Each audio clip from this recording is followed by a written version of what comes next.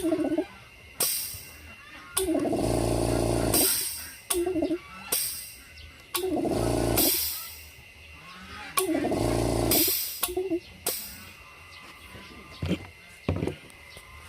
pag ganun mga boss, pag pawala-wala siya tapos hirap umandar, isa lang ang 100% ang sira niyan, capacitor.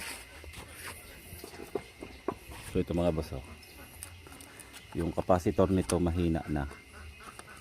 So tanggalin nyo lang doon sa saksakan, then i-tester nyo to capacitor nya. Yan, ang capacitor nya merong value na 20 microfarad. At i-tester natin.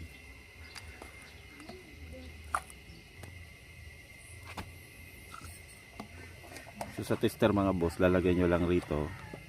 Yan, yung test probe, lilipat nyo lang rito. Then ilagay nyo dito sa farad. Yan, sa may liter F 20, para malaman natin kung goods pa tong capacitor. So test na natin.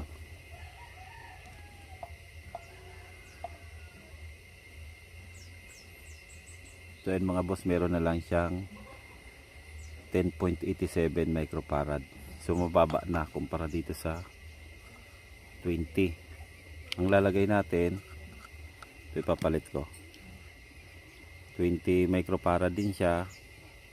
Pero yung laman niya sa actual, yan 15 na lang. So medyo mahina na, pero tatry natin kung gagana.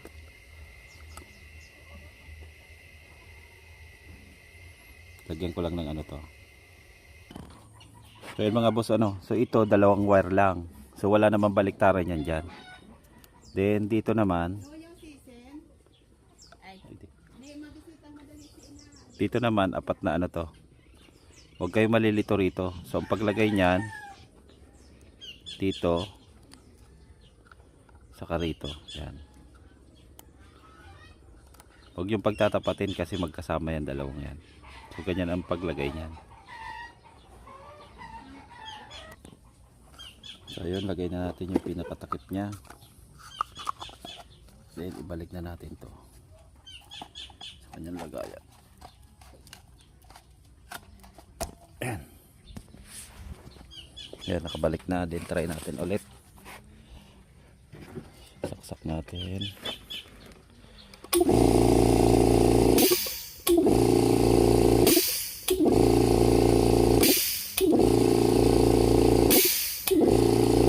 So okay na mga boss, ganun lang kasimple. Applicable to sa lahat ng mga motor winding, mapa water pump, electric pan, washing. Pag humina na, sigurado 100% yung capacitor ang sira.